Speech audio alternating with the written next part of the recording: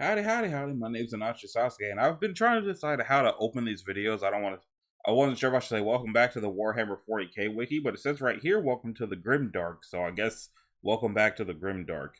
Um, in this episode, we're actually going to be reading about Terra, but looking at this scroll bar, I don't know how far we're going to get.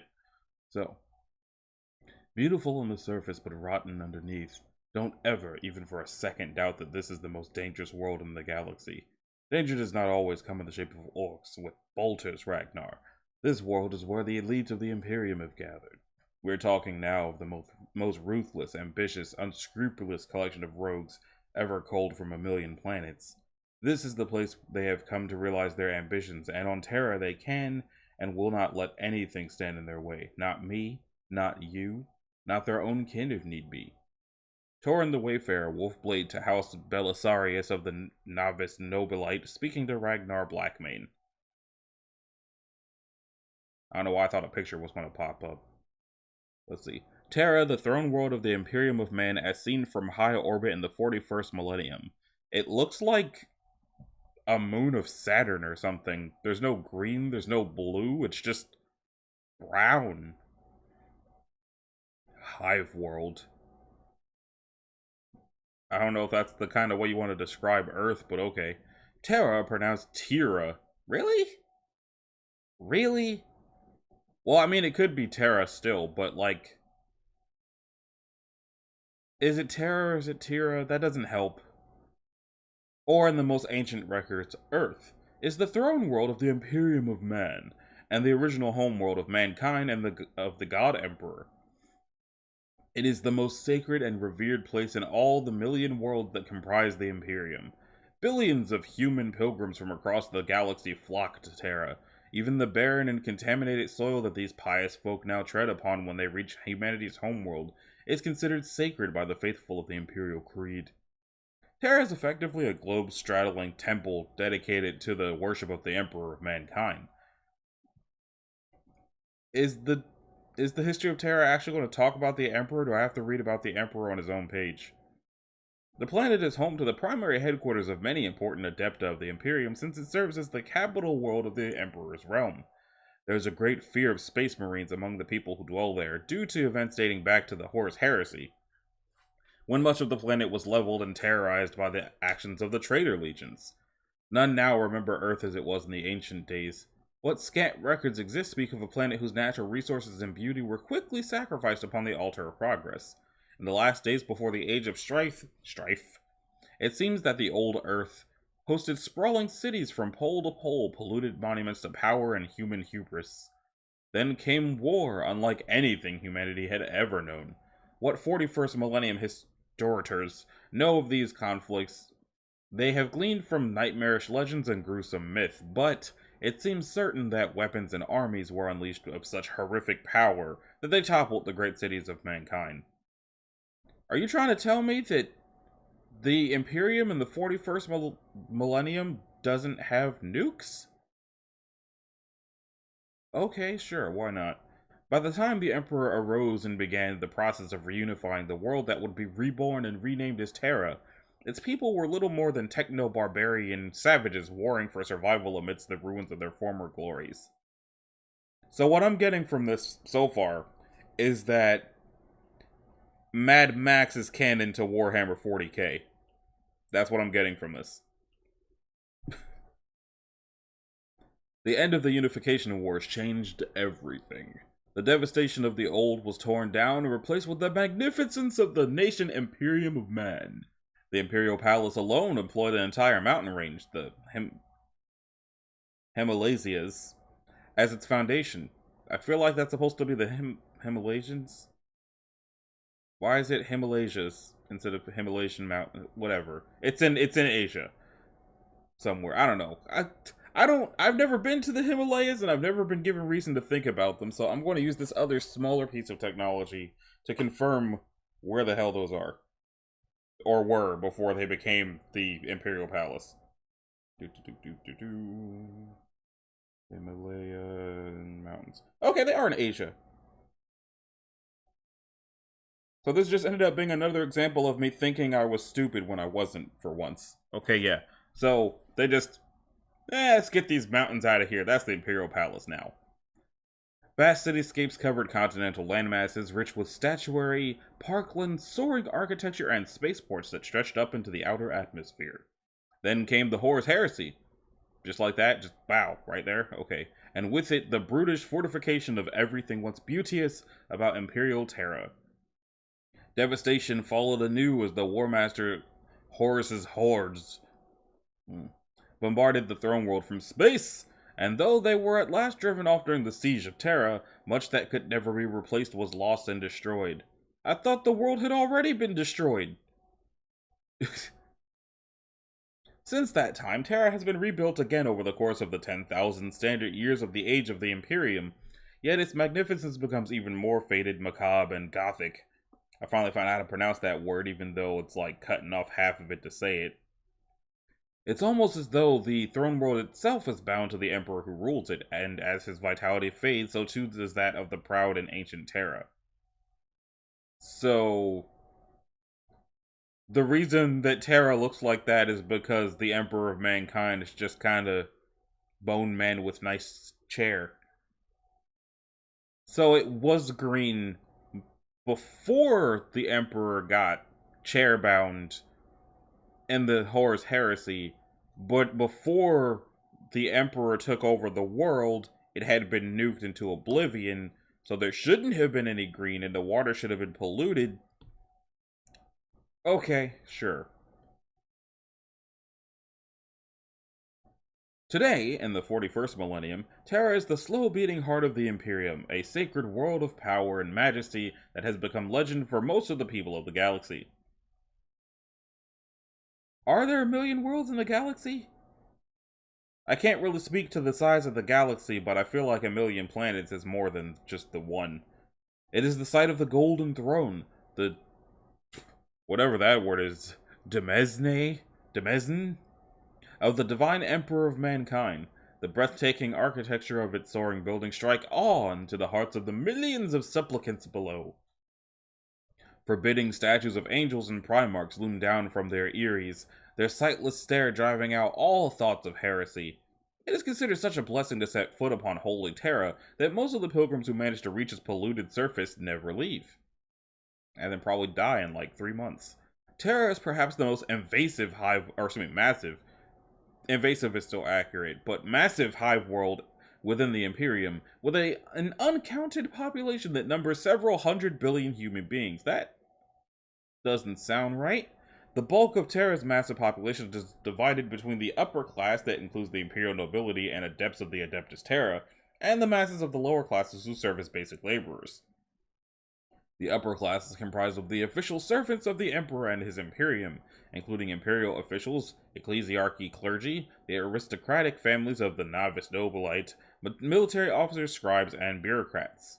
The teeming masses who comprise the Terran lower classes are far less privileged, and many of them are nothing more than serfs or thralls who toil in the throne world's countless manufactoria, providing the infrastructure that keeps the heart of the Imperium's Byzantine bureaucracy functioning. Terra has one moon, Luna, which is an inhabited and highly populous civilized world of the Imperium in its own right. So that was just the opening of the page for Terra, and there's so much wrong with this already. I also wonder if there's a reason that so many words that should be ending in Y instead end in Aurea, like manufactoria, historia, instead of manufactory or historians. It kind of just feels like people in the Warhammer universe are pretentious for the sake of it, like it was bred into them to just be uppity assholes. Probably was, if we're being honest. Anyway, now we're at the history of Terra, despite that whole thing just explaining everything about it. The Age of Terra, also called the Age of Progress, is a name given by Imperial scholars to the time from the dawn of mankind's civilization before the Imperial calendar was instituted in the first millennium AD, to the founding of the first truly united interstellar human civilization at some point in the 15th millennium. Cities such as Atlantis and Nova York are cited as being the most legendary and ancient cities of old Earth in this time. Atlantis and Nova York. Not Atlanta and New York. Atlanta? Or is Atlantis a real thing in the Warhammer universe? Either Atlantis, the underwater city, is a real thing in this universe, or the people of Terra in the 41st millennium praise Atlanta, Georgia, and New York City.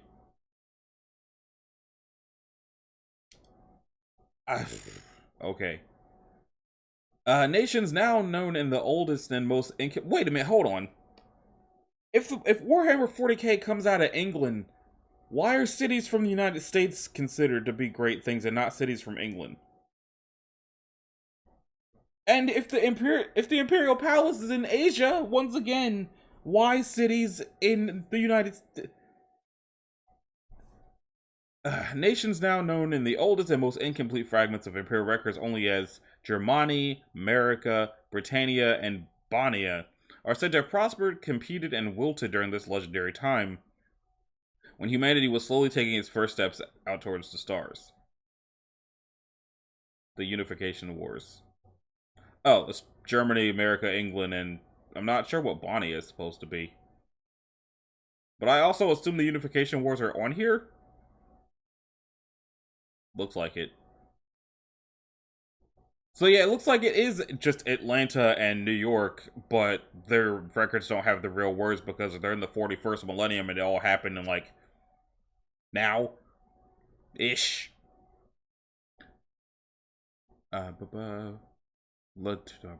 Pretty sure I finished reading that. For the next 10,000 standard years during the era called the Dark Age of Technology in Imperial chronologies, Terra served as the capital of mankind's first galactic civilization. This period was a golden age of scientific advancement when many technological wonders such as the standard template construct, databases, and the artificially intelligent men of iron were brought into being. That sounds significant.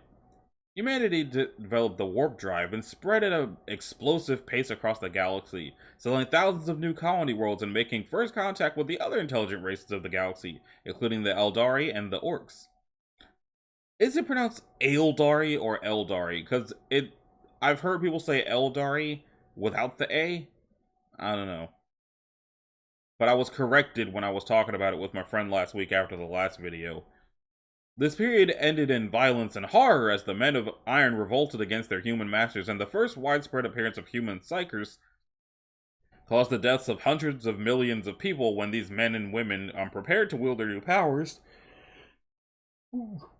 unleashed the horrors of the warp upon their unsuspecting fellow citizens. The final nail in the coffin for the advanced human civilization of this period came when the gestation of the chaos god Slaanesh and the Immaterium led to the onset of giant warp storms across the galaxy, completely disrupting interstellar travel and communications. Many human worlds, now isolated from one another, regressed to a pre-industrial state, the glories of their past lost to myth, legend, and small stockpiles of archaeotech. That's a word. I'm vaguely aware of what causes Slaanesh. I'm not sure at what point during reading about all this stuff I'm going to get to that point. I don't know where I'm supposed to go after I finish reading about Terra. I'll probably go back to the timeline and go from there. Terra itself was consumed by terrible civil wars between nations of techno-barbarians that began in the 27th millennium, and resulted in the use of biological, chemical, and thermonuclear weapons of mass destruction that killed billions and forever scarred the sacred landscape of mankind's homeworld. Only with the end of the Age of Strife in the 30th millennium following the birth of Slaanesh and the fall of the Eldar, is that the Aldari Eldar, or is that something else? Was sanity restored to the people of Terra when the Emperor of Mankind first rose from deliberate obscurity to launch the Unification Wars that would unite all the nations of Terra beneath his rule and formally establish the Imperium of Man. After forging an alliance with the cult Mechanicus of Mars to allow the tech priests to maintain their autonomy and religious freedom in return for providing the newborn Imperium with their starships, material, and war machines it would need to reunite humanity under the Emperor's rule, the Master of Mankind unleashed the Great Crusade upon the galaxy. For what I know about the Emperor of Mankind from watching Luton's videos about it a couple of years ago, I was under the impression that he was super against the existence of religion, but right here it's like, oh, they can keep their religious freedom, and also we're going to do a crusade, and it doesn't get a whole hell of a lot more religious than a crusade. So, as the Imperial expeditionary fleets loaded with Space Marines, Imperial Army troops, and Mechanicus Titans once more brought mankind under a single rule defined by the secular Imperial truth in the early 31st millennium, the current age of the Imperium finally dawned. The Emperor's dream of a new golden age of reason and progress for mankind collapsed in the wake of the galaxy-wide Imperial Civil War known as the Horus Heresy.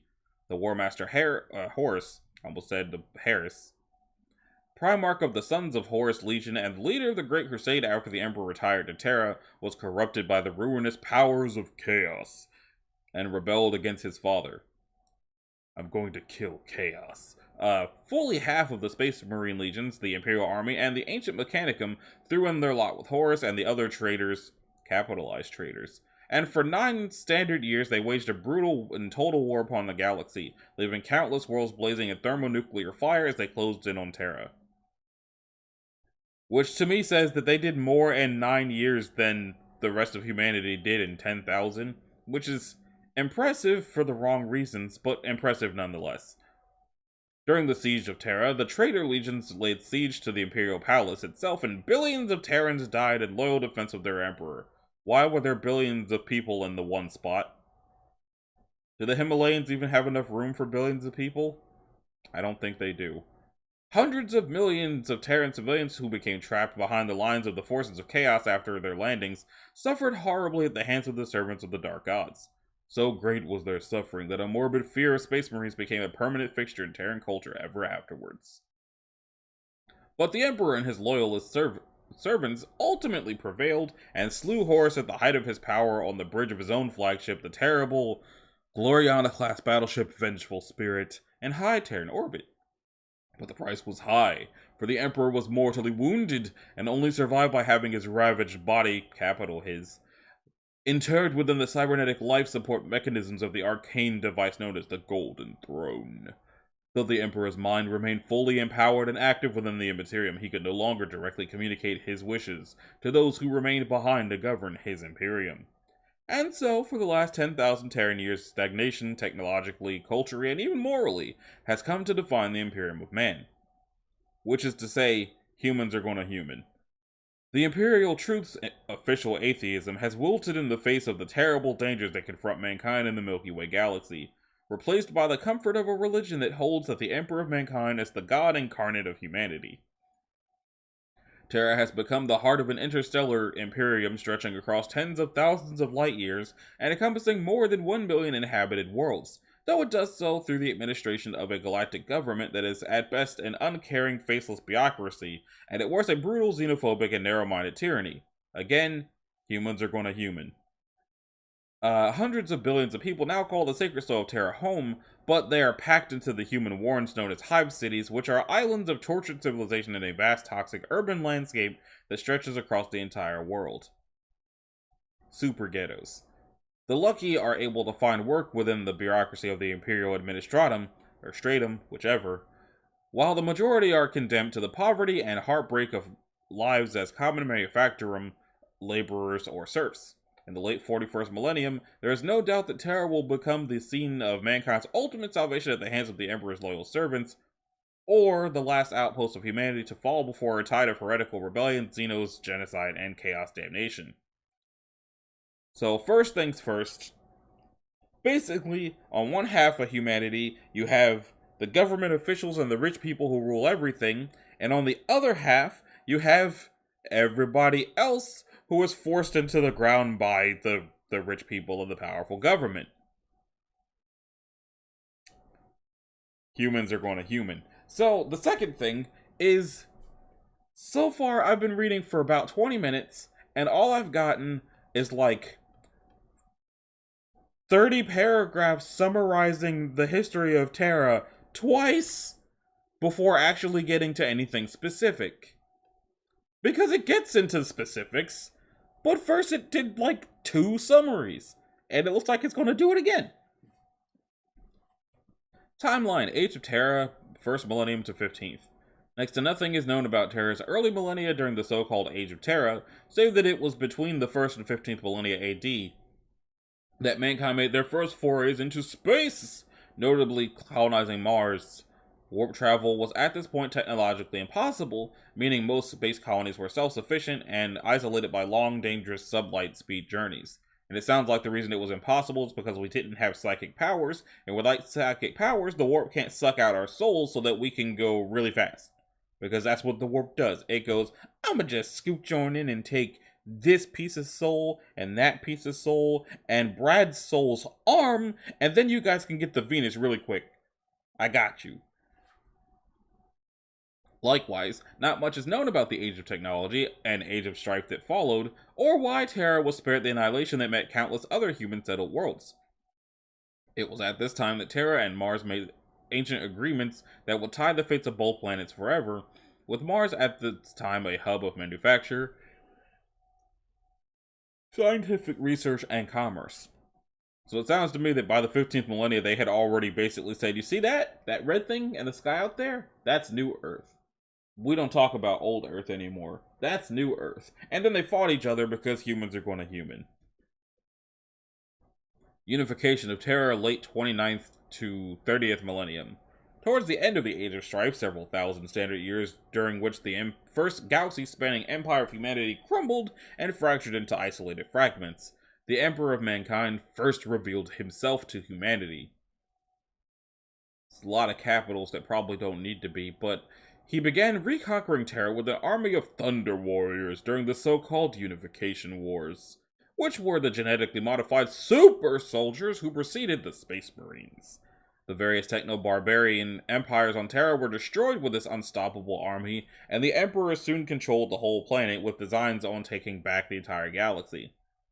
Is there a Warhammer version of the Civilization games? I feel like if there isn't one already, there should be one, and it should just be this chunk of time from 1st millennium to 30th millennium. And just be like, okay, so either... The entire reason I have that idea is because I saw Techno-Barbarians and just made me think of the Barbarians at the beginning of a Civilization game. And that would probably be fun up until the Space Marines show up, and then it just... Whoever gets Space Marines first wins, but wouldn't be the win state, because maybe they'll get Horus Heresied. And then somebody else will get Space Marines, and they'll be the winners. The Great Crusade and Horus Heresy, speak of the devil. 30th to 31st millennium. What do you mean the 30th to the 31st? Y'all said it only took 9 years. Or did the Great Crusade take 1,000 years? The Great Crusade launched from Terra, which itself became a key battlefield of the Horus Heresy, with the final climactic conflict seeing the planet invaded en masse by the followers of the Warmaster Horus during the Siege of Terra, which you already said in the second summary. The beheading, Millennium 32. With the Emperor incapacitated during the Horus Heresy, leadership over the Imperium fell to the High Lords of Terra. This did not always go smoothly, such as in the mid-32nd millennium, when the High Lords were slain by the Grandmaster of Assassins, Drakon Vangorich, Drak, in an event called the Beheading, who then ruled the Imperium for solar decades before being deposed by a combined strike force of Space Marines. The Nova Terra and... Oh my god, these words. The Nova Terra and Interregnum? Millennium 35 to 36. The Imperium was once split in twain by political strife during the so-called when the Ur Council of Nova Terra established a second parallel capital to the Imperium. The Age of Apostasy. Just that one millennium. The Nova Terra Interregnum ended, only to be followed by a new schism. Ecclesiarch Vandire struggled for power with the other High Lords of Terra. I thought the High Lords of Terra all died. I guess they made more. As tensions escalated, several chapters of Space Marines assaulted Terra in order to remove the tyrant from office. Vandire was eventually betrayed by the Holy Military Order that would become the Sisters of Battle. I know I watched somebody talk about them. I don't know if it was Luton or somebody else. But I like the Sisters of Battle. The age of the Dark Imperium, the 41st to 42nd millennium. We're only just at the Dark Imperium? Really? With the opening of the Cicatrix Maledictum, following the fall of Cadia in the 13th Black Crusade. 13th Black Crusade? 13 of them. The beacon of the Astronomicon faltered, and Terra itself was assailed by daemons, as Khorne launched a brutal assault on the Imperial Palace known as the Battle of Lion's Gate. A joint force of Primaris Space Marines, Adeptus Custodes, and Sisters of Silence repelled the assault, but it stands as a dire warning of just how far the Chaos Gods could reach if the Golden Throne were to fail completely. ... It was blood for the Blood God, skulls for the Skull Throne, and corn for the corn for the cornflakes, or was it cornflakes for corn? One of those. Geography, ooh. Terra in the 41st millennium is an imperial hive world. You keep saying that, but the largest in the galaxy. The Earth was stripped of all forms of natural resources many millennia ago. Its soil was utterly barren, and its atmosphere is now a fog of industrial pollution. Massive labyrinthine edifices of state sprawl across the vast majority of the surface. I feel like y'all probably have the means to fix it if you wanted to, but no, the Earth is holy. We can't do things to the Earth. Think about the Emperor and his big old chair full of bones. We can't mess with the soil. No, sir. What remained of Terra's oceans after the thermonuclear wars that scarred the planet during the Age of Strife boiled away in the years after the Horus Heresy due to the immense heat produced by the hundreds of billions of people who have been compressed into the world's limited living space. All liquid water to meet the Terra population's needs is now delivered from orbit by freighters who take large ice-bearing comets from the outer Sol system and bring them into Terran orbit to be melted down and dispersed of the population. Okay, so I already thought it was weird that there were hundreds of billions of people living on Earth, as, like, right now we have, I think we passed 8 billion already.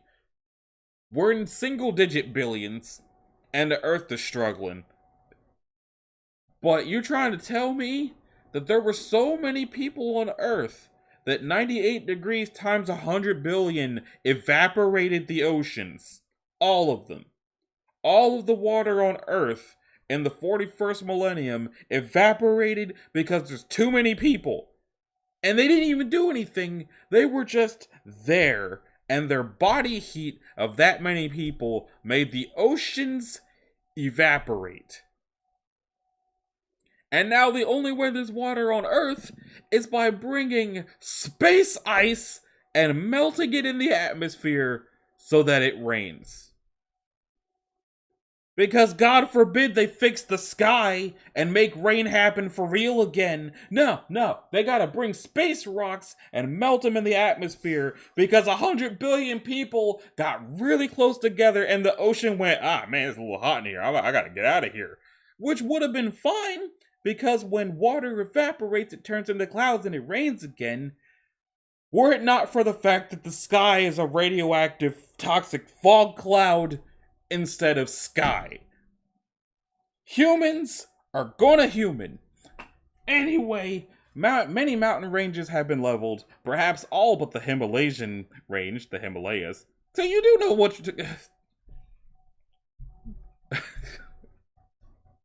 there it is! Himalayas. Himalayan.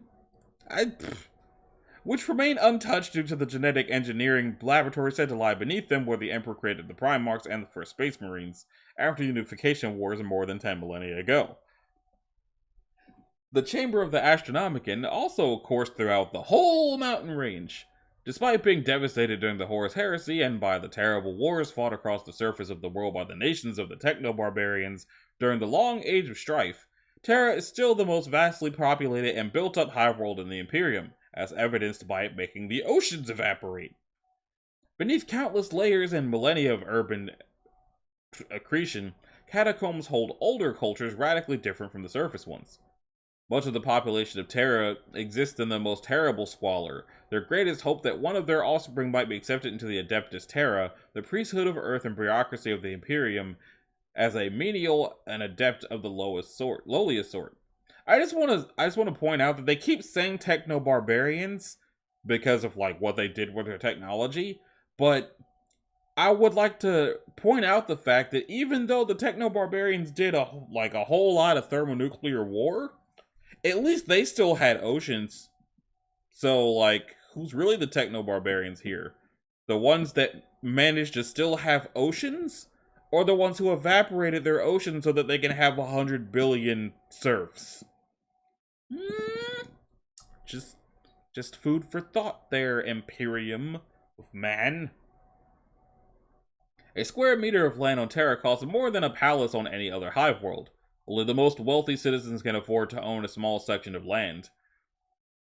Terra's entire surface, with the exception of the Antarctic region, is covered in labyrinthine edifices of state, including the Imperial Palace, the Ecclesiarchal Palace of the Adeptus Ministorum, and the many departmental headquarters of the Adeptus Terra, the Imperial government.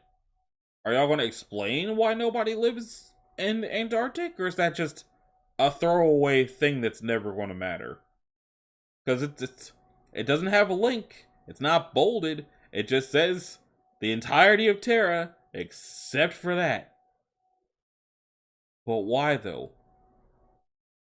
Is there just not an Antarctic region because of the oceans evaporating? Because the Antarctic has got a whole bunch of ice, and if they're delivering ice from space, it probably isn't icy out there anymore. Or liquidy or anything. Just rock. Let's see. The headquarters of the Imperial Inquisition on Terra lies beneath the ice caps of the southern polar region of Antarctica, and is one of the most secure installations of the entire Imperium. Okay, so if I kept reading, it would have immediately explained it, but at the same time, doesn't help, because nobody settled in the Antarctic because that's where the Inquisition is, but the Inquisition is beneath the ice caps, which means Antarctica is still frozen, but all of the oceans evaporated because there's too much heat from the 100 billion people, and the skies are toxic with radiation.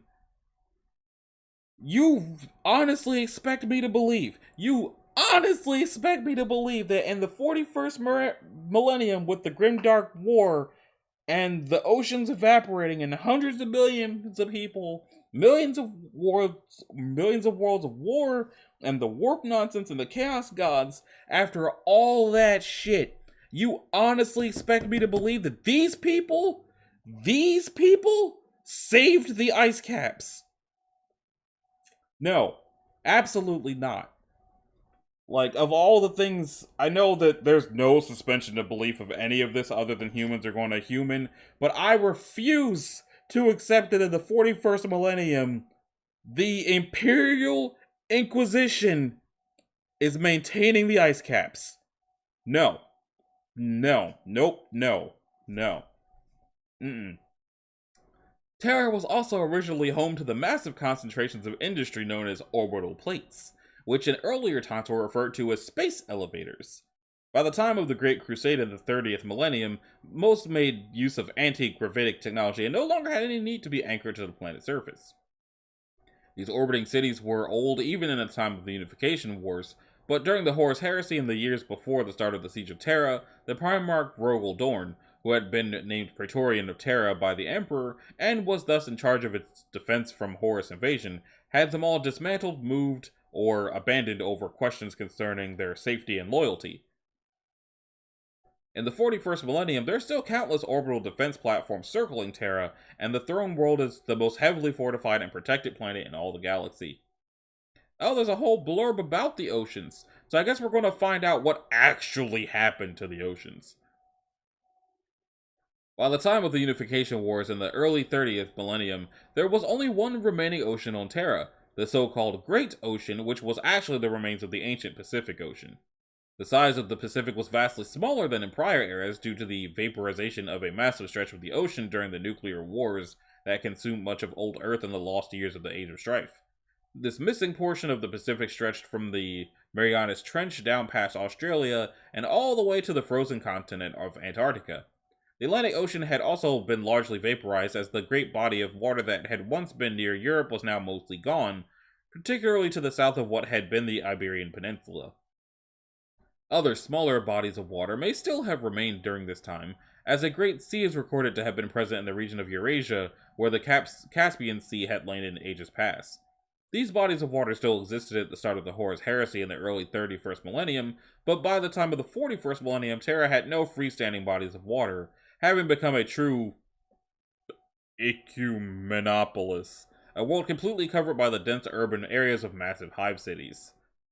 Is that a real word? I feel like that's not a real word. Might be.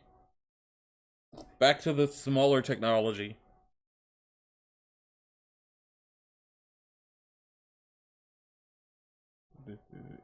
Ecumenopolis.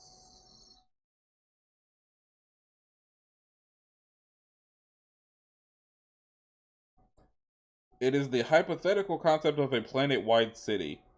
Okay. No, I don't want to take a picture. Get out of here. Stop that.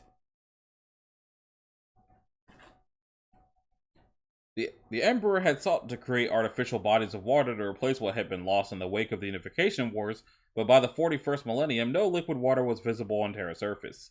Within these human hives toiled the tens of billions of Adeptus Terra bureaucrats and serfs required to keep the decaying heart of the Imperium of Man pumping.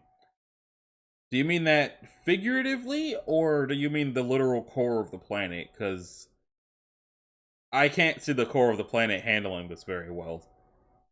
Also, I like how it's like, oh, the Emperor sought to replace the water that was taken out by the Unification Wars, almost like you shouldn't have led Unification Wars followed by a Great Crusade. Or something. I don't know, just a thought, Mr. Emperor of Bone Kind. Notable locations. Terra is the heart and throne world of the Imperium of Man and serves as the headquarters for many of its most important Adepta and other organizations. Most importantly, it is the homeworld and resting place of the Emperor of Mankind. The most important places on Terra and the headquarters of the vital Imperial organizations based on Terra include the following. Imperial Palace. Oh, there's a picture of it. It reminds me of Rapture from Bioshock, because of the green tint that's probably just radioactive death fog. One of the largest structures on Terra, the Imperial Palace is more like a sprawling hive city than a single edifice. It covers the better part of the Northern Hemisphere and is guarded by the Adeptus Custodes, the superhuman praetorians of the Emperor who rarely leave the confines of the palace. I mean, if it's most of the Northern Hemisphere, it will probably be difficult to do that even if they wanted to. It is the heart of the Administratum, as well as the home of the Sanctum Imperialis, the great throne room of the Emperor and the location of the Golden Throne. The palace is divided between the inner and outer palace. It is described as an endless black hive of forbidden technology and subterranean passages delving deep within the bowels of the planet. Okay. The Eternity Gate. The largest entry into the inner Imperial Palace is Sanctum Imperialis. A mile-long passage leads to the Eternity Gate, lined with the banners of thousands of the greatest and long-dead Imperial heroes, including Lord Commander Solar Becarius. It constitutes the end of the Galactic Pilgrimage Trail or the devotees of the Imperial Cult, and is itself the most important pilgrimage site in the entire Imperium, for almost no one is ever allowed entrance to the Eternity Gate into the Sanctum Imperialis. And now we talk about said sanctum. It is the throne room and the heart of the Imperial Palace. It is the massive chamber housing the Golden Throne and the Emperor's physical body. It is guarded by a select group of 300 Adeptus Custodes, the Companions, who are the elite among the elite. Central offices of the Department Munitorum, not Eum. These offices mark the central location of the Departamento. Oh, I thought it said departments. It's Demento. Oh! Excuse me. A department or subdivision of the Adeptus Administratum, devoted to the general administration, personal assignment, and supply and logistics for the Astra Militarum. Probably just the army. House of Weapons. It is the ancient formidable armory of the Imperial Palace. The Adeptus Custodes and the Imperial Fist Chapter are known to store their arms and armor here. Considering Space Marines, there could actually literally be arms in there, but I know what it means. Tower of Hegemon. Or Hegemon. Probably Hegemon. This tower is where the custodians keep their office of watch. Within the tower lies the watch room, the nerve center for security operations for the Adeptus Custodes, and the entire Imperial Palace complex, and where they play Yu-Gi-Oh! Against Chaos Gods.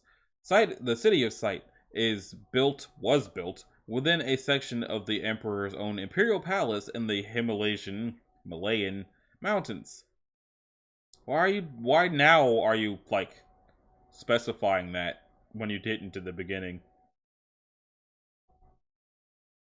This was the main headquarters of the Adeptus Astra Telepathica during the Great Crusade and the opening days of the Horus Heresy. Well, where are they now? Or are they not a thing anymore? The Obsidian Keep is the current headquarters of their Telepathica, okay, in the 41st millennium, located in the vast Astra Telepathica Palace complex on Terra. Some Psychers captured by the League of Black Ships are brought here for training as astropaths or sanctioned Psychers. Are those the... Let me not. They might explain it. Bob Bastion was the ancient place of council and refuge for warlords and tyrants since before the Age of Strife. Following the Unification Wars, it was absorbed into the growing complex of the Imperial Palace. During the Heresy, it's alongside the Phalanx. The massive capital ship of the Imperial Fist chapter acted as a command center for the Primarch Rogel Dorn, while he oversaw the construction of the defenses for the Soul System as the War Master Horus Traitor Legions closed on the Throne World. I just want to say that without clicking to see what the Imperial Fist chapter is, I'm just imagining, like, a bunch of Space Marines decked out in red that just run up and punch the Xenos to death. If that's not what they are, I will be disappointed. I hope that that's what the Imperial Fist chapter is. Just a bunch of Space Marines that punch things instead of using weapons. They won't last long like that, but it would be awesome. The Tower of Heroes. It's probably not full of the people who punch things. Houses the Bell of Lost Souls. A colossal iron bell that is as massive as a building and adorned with dark runes. The Bell of Lost Souls tolls only when the greatest of the Imperial Man's heroes perish and can be heard by millions of people across the face of Terra. It rarely rings, but when it does, all resident Imperial Palace servants must be evacuated and sealed within reinforced shelters to prevent the annihilation of their eardrums and subsequent death through lung rupture and embolism. Among its many legends is the holiest of all, that when the bell rings, the Emperor hears the sound even in his long slumber upon the Golden Throne and sheds a single tear.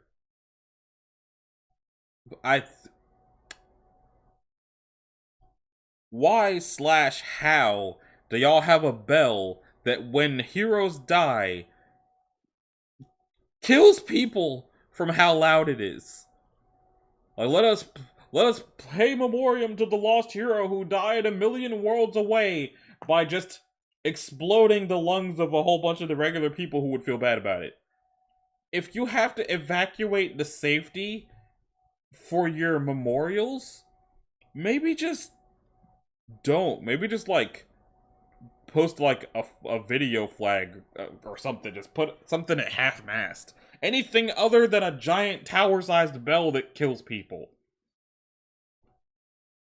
That one's Imperium's gonna Imperium. Because I feel like after a certain point, humanity wasn't really a thing anymore.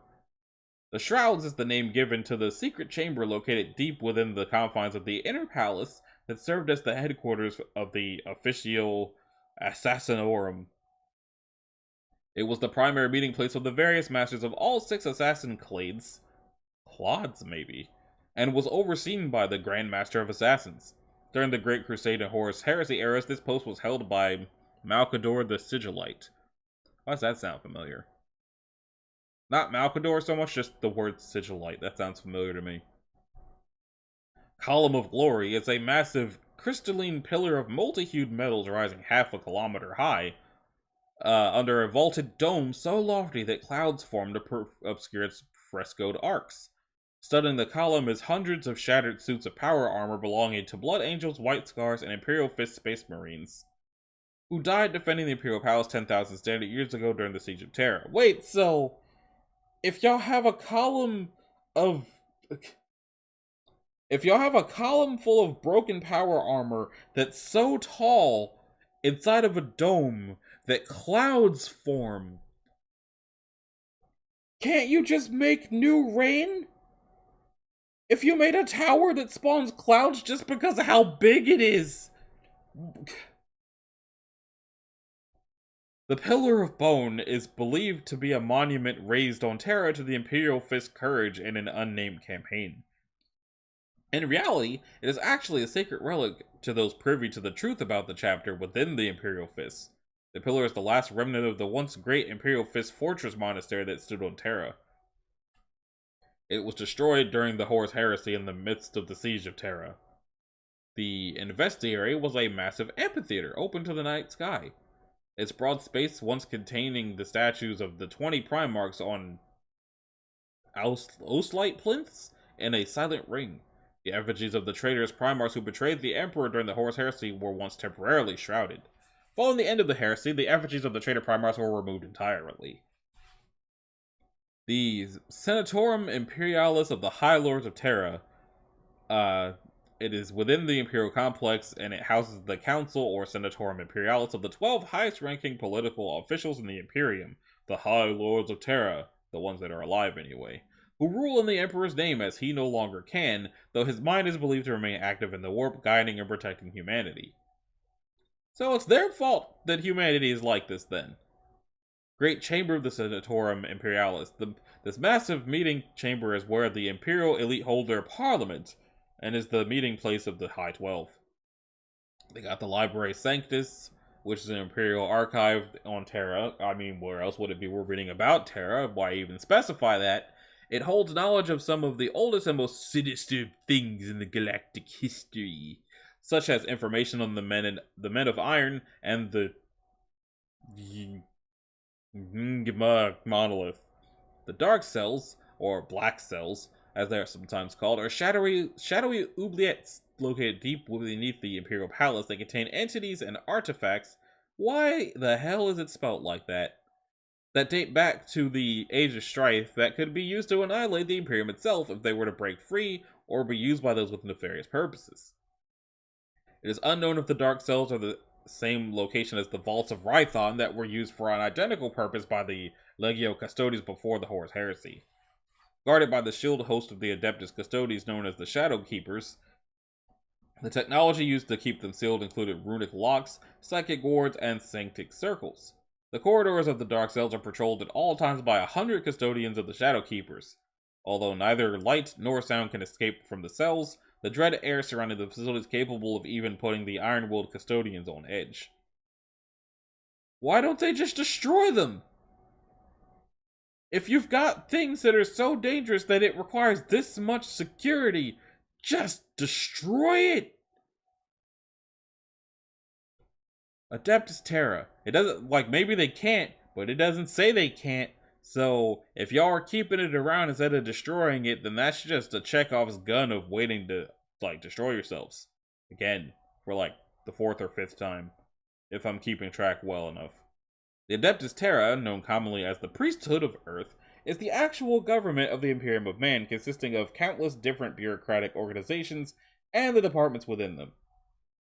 Besides the vast destitute population of non-adepts that make up the majority of the planet's populace, much of the rest of Terra's population are members of the Adeptus Terra, and of these, the largest percentage are adepts of the Administratum.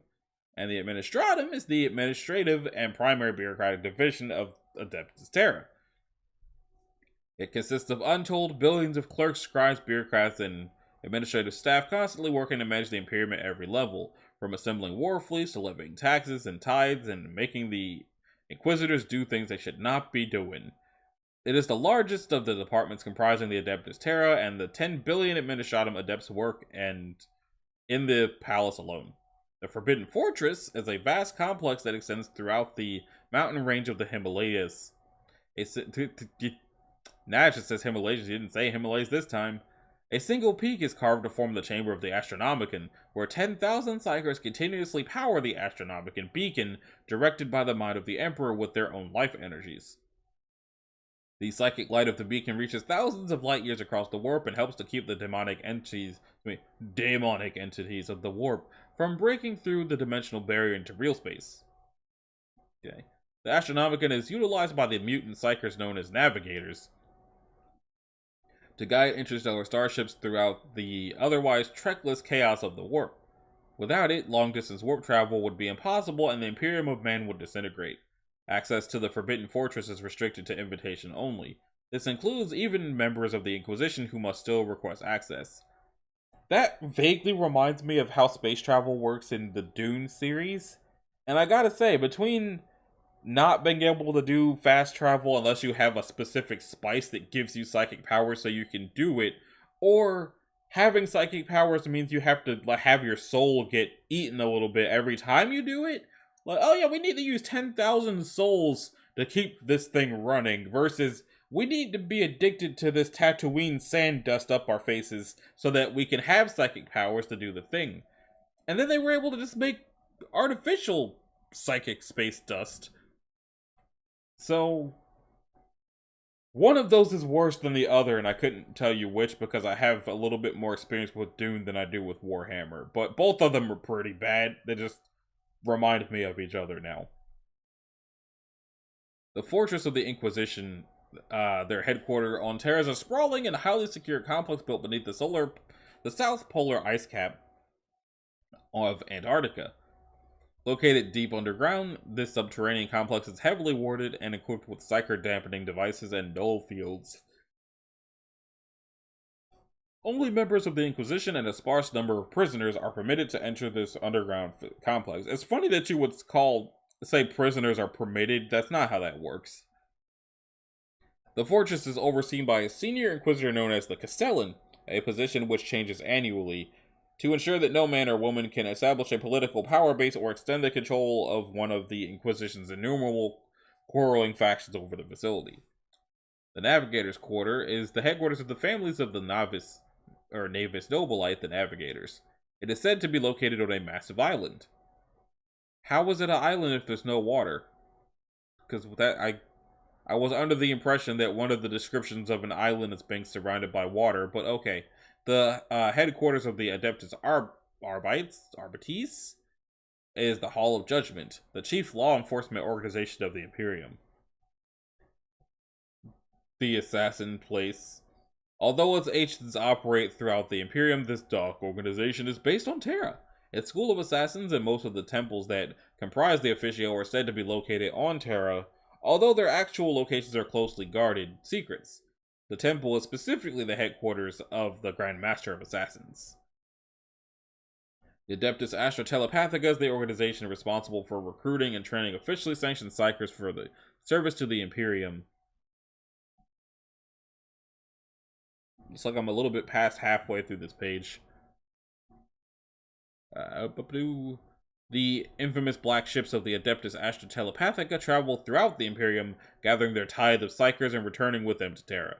The psykers are analyzed and sorted according to their psychic power and strength of mind in resisting the temptations of chaos. The novitiates are trained at the Scholastica Psychana for 5 standard years before being sent for further training elsewhere. So these sanctioned psykers become astropaths, specialist psykers who are trained to telepathically send and receive messages over interstellar distances. No other form of instantaneous interstellar communication exists. Others are requisitioned by the Adeptus Astronomica for service in the Astronomican's choir. The most powerful, those who demonstrate a strong enough mental character to resist demonic possession on their own, often enter the Inquisition for training as acolytes, with some eventually becoming inquisitors themselves. Those psykers deemed too weak or dangerous to live become sacrifices to the Emperor. Their souls are fed into the arcane technology of the Golden Throne, so that the Emperor may continue to live and guide the Astronomicon that allows the Imperium to function as an interstellar civilization. Only psykers that have been trained at the Scholastica Psychana are legally sanctioned by the Imperium. All others are considered illegal, often branded as witches, and are at the risk of being summarily executed as heretics by the Inquisition's Ordo Hereticus and other organs of official imperial power, because humans are going to human. I knew that they fed a bunch of psykers to the throne to keep it running. I did not know that it is specifically psykers that can't handle, like, the chaos and dealing with the gods. So, knowing now that they do that to the ones that are most susceptible to getting got by the chaos gods out there in the warp, makes it I don't want to say better because it's still messed up, but it's not as messed up as it was. But it's still really messed up. Grimdark, even. Let's see. The Ecclesiarchal Palace. The headquarters of the Ecclesiarchy, also known as the Adeptus Ministorum, the Ecclesiarchal Palace sprawls over almost the entirety of Terra's southern continent of Australia. It is also home to one of two major Covenant fortresses, the Covenant Prioris, of the Adeptus Sororitas, the Sisters of Battle, on the Imperium's throne world. The Sisters of Battle live in Australia? Huh. The Cathedral of the Emperor Deified, a massive cathedral of the imperial cult that was built near the Ecclesiarchal Palace. Yeah, I see you being your own link in there. The Cathedral of the Savior Emperor. A large cathedral of the imperial cult that is quite popular amongst pilgrims. It is said to contain important imperial relics, including pieces of the emperor's armor and ashes from the cloak of, Guilliman, the Primarch of the Ultramarines and current Lord Commander of the Imperium.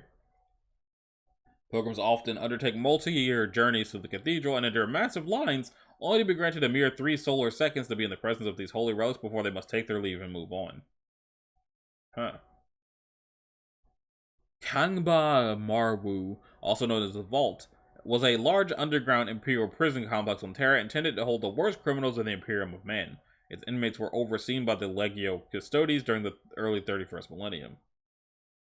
The prison was located in the Himalayan mountains under the mountain peak of Rakapashi and had been constructed at least 1,000 standard years before the Horus Heresy began by persons unknown.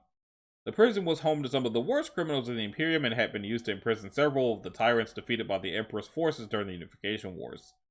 The Eternal City is a massive urban area adjacent to the walls of the Imperial Palace in the 41st millennium that is known to contain both great splendor and horrible squalor, making it a microcosm of Terra itself. Okay. The catacombs are vast underground passages which run beneath Terra, so large that they require oversight by a designated imperial official known as the Mistress Plenary, who is a lesser member of the Senatorum Imperialis, serving at the pleasure of the High Lords. Hive Corella is an ancient city, or Corellia is an ancient city once housed a vast library that contained knowledge of the Dark Age of technology, but was bombed by pacifists during the Great Crusade era due to civil unrest and resistance to the Emperor's rule. It had been scheduled for demolition, but Caspar Ansbach Hauser, an imperial conservator historian, managed to succeed in recovering over 7,000 texts from a data archive that had been deemed worthless. Hive Tashkent is one of the hive cities of Terra known to exist in the 32nd millennium at the time of the War of the Beasts. It is based on the continent of Asia. If it existed in the 32nd millennium and we're in the 41st now, does that matter? The Himalaic Shelf. Deep beneath this geological construction live the deadly denizens of various rune-locked vaults. The warriors of the Adeptus Custodes often fight at skirmishes intended to prevent them from escaping. The Manufactura Mericum. Beneath this massive manufacturing complex lie countless tunnels that are used as hiding places for various cults. The warriors of the Adeptus Custodes sometimes enter them to carry out a purge of the cultists when the threat they present begins to grow. If y'all know it's just an area where cults go, why not just get rid of it? The Walking City was a densely populated, mobile techno-nomad platform that slowly walked a looping route towards the equator of Terra and back on 20 great legs. During the Horus Heresy in the days just before the start of the Siege of Terra, the Walking City came under assault by the daemon known as the Lord of Flies, which had used the potent faith of a secret church dedicated to the then illegal cult of the God Emperor as a way to manifest in the material realm. The potent faith of a secret church dedicated to the then illegal cult of the God Emperor allowed a demon known as the Lord of Flies to manifest in the material realm. Why would he have been able to use the faith towards the God Emperor to power himself to get into the material realm? Well, once he did it, he infected the population, transforming them into plague fly-riddled zombies. The Knights Errant, led by Nathaniel Garo, it's weird to just say a name as normal as Nathaniel and all this, were dispatched to combat the attack and successfully banished the Chaos Infestation. That's a lot of stuff about White Mountain. The White Mountain was a great subterranean fortress delved beneath a mountain range on Terra. I guess one of the other mountain ranges. It had been constructed by one of Terra's ancient and unknown warlords and lay in a region that, by the time of the Horus Heresy, was still irradiated and lifeless from the damage caused to the world by the Age of Strife. So I'm just going to say it was the Rockies. The fortress had been taken over by the Imperium and had potent anti-psyker wards put in place so that it could serve as a prison for psykers. The Emperor's intent had been to imprison the potent psychic Primarch Magnus the Red there if he had been successfully extracted from Prospero. Unfortunately, the Space Wolves had attacked that world early in the heresy against the Emperor's original orders, and Magnus had gone over to the service of Chaos, never returning to Terra. The White Mountain was where Malcador the Sigillite ordered a group of Sisters of Silence who had been captured and tortured by the forces of Chaos, and then recovered by the Loyalists to be held while his researchers sought to determine what had been done to them. In fact, the Altered Sisters were simply a part of a plot by the traitors to assassinate the Sigillite by triggering a subliminal mental command that had been psychically embedded in the mind of Tylos Rubio by the Word-Bearer's first captain, Erebus. Rubio was one of Malcador's Knights Errant who had fought at the Battle of Calth. The plot was initiated when the White Mountain came under assault by Chaos cultists and the daemon Nurgle, known as the Lord of Flies. Oh! I thought it sounded like it was Nurgle. Why didn't you just say Nurgle? Why did you say Lord of Flies instead of Nurgle? And then just to say Nurgle down here in a different entry. You could have just said Nurgle twice. The Knights Errant were deployed onto the slopes of the fortress to deal with the assault, while Rubio's mental conditioning was triggered by the Sisters of Silence, kept within the White Mountain's holding cells. He attacked Malcador while the Sigillite was bereft of his psychic powers due to the fortress's anti-psyker technology. The Sigillite managed to hold off the attack using his hidden conversion field, and then psychically stripped the mental conditioning from Rubio's mind. On the slopes of the White Mountain, Garo and the Knights Errant managed to defeat the Chaos Assault, though the Knight Errant and former World Eater Macer Varen was possessed by the Lord of Flies before finding the willpower to force back the Daemon's assault and destroy himself using a brace of grenades taken from Garviel Loken. The Daemon's hold on real space was finally destroyed by the Sigillite himself, who restored his psychic abilities to burn the Daemon to ash. Why didn't they just say Nurgle twice? Okay, now we're at the defenses. And I'm wondering whether I should stop here then come back to it, because there's still, like, a decent amount of page left, but we're also very close to the bottom. So I think I'm going to stop here, and I'll finish this the next time I read about this, because I haven't eaten yet and should probably do that. So, this has been Anashi Sasuke. This was Let's Read the Warhammer Wiki, or Warhammer 40k Wiki. There's a difference. There's that other Warhammer that I know nothing about. If you liked it, a like and a subscribe will be groovy. If you didn't, you'll need to do either one of those things. If you want to click the bell, you can do that as well so you're notified of future uploads, and I will see y'all in the next one. Later.